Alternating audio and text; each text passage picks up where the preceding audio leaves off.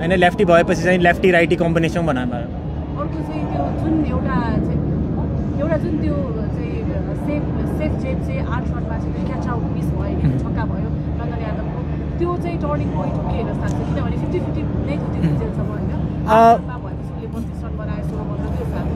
यो part of game हो भइरहेको हुन्छ क्याचेसहरू छुट्छ कहिले कहिले राम्रो क्याचेसहरू समातिन्छ त्यसले गर्दा चाहिँ मलाई लाग्छ अब त बिर्सेर चाहिँ नेक्स्ट गेममा चाहिँ कहीँ न कहीँ जानुपर्छ र मलाई लाग्छ अब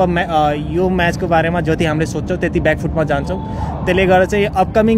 गेममा चाहिँ हामीले जे होस् राम्रै गर्नु पऱ्यो र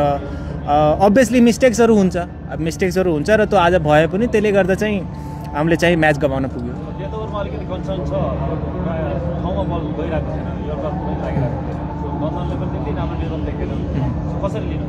होइन यस्तो जत्रै विकेट निकालिन्छ त्यो दिन राम्रो परे हुन्छ जस्तै लाग्दैन विकेट लाग्दैन रन लाग्छ त्यो दिन लाग्छ कि बोल ठाउँमा परेन कि तर एज अ प्लेयर र एज अ बोलर हामी क्लियर छौँ कसरी जाने हो र यो भइरहेको हुन्छ समटाइम ब्याट्सम्यानले राम्रो गर्छ समटाइम बोलरले राम्रो गर्छ र जस्तो विकेट र जस्तो ग्राउन्ड छ कहीँ न कहीँ भनौँ न हामीलाई अझै राम्रो एज अ बोलिङ युनिट अझै राम्रो आएर हुनु पऱ्यो र हामीले डेथ ओभरमा अभियसली जसले पनि राम्रो गर्छ जुन टिमले राम्रो गर्छ त्यसले चाहिँ जित्छ र आज हामीले राम्रो गर्न सकिएन त्यसले गर्दा चाहिँ कहीँ न कहीँ हार्न पुग्यो र मैले त्यस्तो पनि लाग्दैन कि नराम्रो गरेँ मलाई लाग्छ नि 20 रन जति हामी सर्ट थियौँ त्यसले गर्दा चाहिँ म्याच गमाउनु पुग्यो कतिको कन्सर्न छ अब चाहिँ तपाईँको टिम हेर्दाखेरि एकदमै राम्रो छ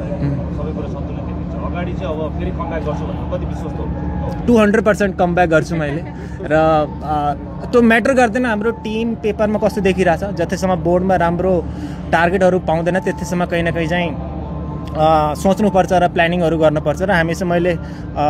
प्लानिङको लागि पनि दिन टन्नै छ सो मलाई लाग्छ हामीले एकदमै राम्रो कमब्याक गर्नेछौँ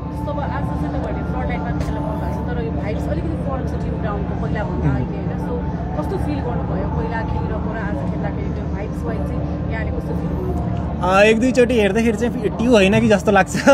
होइन किनकि रुखैको बिचमा बस्ने बानी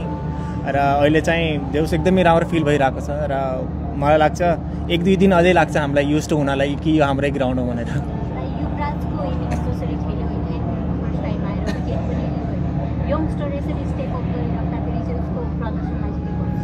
एकदमै राम्रो गरे फर्स्ट टाइम खेलि पनि रहेको थियो कहीँ न कहीँ राम्रो विकेट पनि टाइममा निकालेको थियो र एज अ लेग स्पिनर एकदमै गाह्रो पनि हुन्छ ठाउँमा फाल्नको लागि र सिकिरहेको छ उसले र हामीले उसलाई ब्याक पनि गर्नेछौँ किनकि लेग स्पिनर म्याच विनरहरू हुन्छ